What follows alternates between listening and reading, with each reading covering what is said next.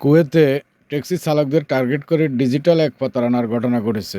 সেই প্রতারণার স্ক্যাম করছেন এক মহিলা নারী। ঘটনার সূত্র হলো, কুয়েতের নিরাপত্তা বাহিনী একটি প্রতারক চক্রের সন্ধান পেয়েছে, যেখানে একজন নারী ট্যাক্সি চালকদের লক্ষ্য করে ডিজিটাল পেমেন্ট ও আইডেন্টি অ্যাপের মাধ্যমে জালিয়াতি করতেন। অভিযুক্ত নারী ট্যাক্সি ভ্রমণ করার সময় কৌশলে চালকের সিটের পিছনে থাকা নাম এবং সিভিল আইডি নম্বর সংগ্রহ করতেন। এই তথ্য ব্যবহার করে তিনি চালকদের নামে বিভিন্ন ডিজিটাল পেমেন্ট অ্যাকাউন্ট খুলতেন। অ্যাপের অপব্যবহার ভাড়া পরিশোধের উছিলায় তিনি চালকদের কুয়েত মোবাইল আইডি অ্যাপ ব্যবহার করতেন বলতেন এবং তাদের অজান্তে ভেরিফিকেশন বা যাচাইকরণ প্রক্রিয়া সম্পন্ন করে ফেলতেন। অ্যাকাউন্টগুলো চালু হওয়ার পর তিনি সেই চালকদের নামে অনলাইনে কেনাকাটা করতেন এবং পরে সেই পণ্যগুলো বিক্রিও করে দিতেন। এইসব কেনাকাটার বিল পরবর্তীতে চালকদের নামে জমা হতো।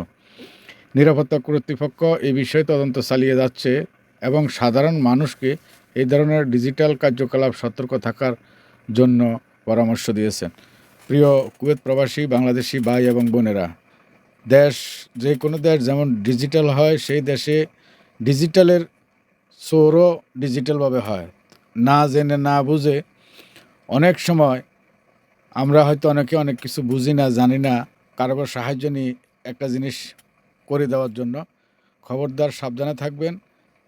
যদি নিজের একান্তই মাধ্যমে বা যে জায়গায় ডিউটি করেন সেই স্টাফের কাছে যদি আপনি কোনো সাহায্যের পরামর্শ চান, দেখেন, তাহলে দেখাতে পারেন। অন্যথায় বাইরে কোনো মানুষের সঙ্গে কোনো কিছুর সাহায্য নিতে যাবেন না। সাহায্য বলতে পরামর্শ। বর্তমানে পৃথিবীতে যেমন ডিজিটাল পদ্ধতি যোগ, তেমন ডিজিটাল পদ্ধতিতে প্রতারণারও অনেক ফক্কর বাইরে রয়েছে। সুতরাং সাবধানে থাকবেন এবং এই সমস্ত এই যে ভেজাল কিনছে, একজনের বিল দিতে হবে আপনাকে, টেলিফোন নম্বর নিচে একজনের বিল দেন লাগে আপনারে। তো আসলে সহজ সরল মানুষদেরকেই এই স্ক্যামের ফান্দে ফেলায়, কারণ জানে না, বুঝে না, শুনে না, তখন সেই বিপদটা আপনার গাড়ে আমার গাড়ে এসে পৌঁছে যায়। তো যেখানে যে কিছু করেন সাবধানে করবেন। প্রিয় কুয়েত প্রবাসী ভাই ও বোনেরা এবং যেই কোনো দেশের বিভিন্ন স্থানে যেই জায়গায় আছেন, যেই দেশে বসবাস করছেন, অবশ্যই আইন কানুন মেনে চলবেন, আইনের প্রতি শ্রদ্ধাশীল হবেন।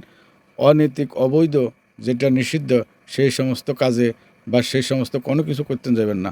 নিজের পরিবারের কথা চিন্তা করবেন, নিজের দিকে চিন্তা করবেন, নিজের ভবিষ্যৎ, নিজের বাল বাচ্চার ভবিষ্যতের কথা চিন্তা করে হালাল রুজি রোজগারের কামাই করবেন।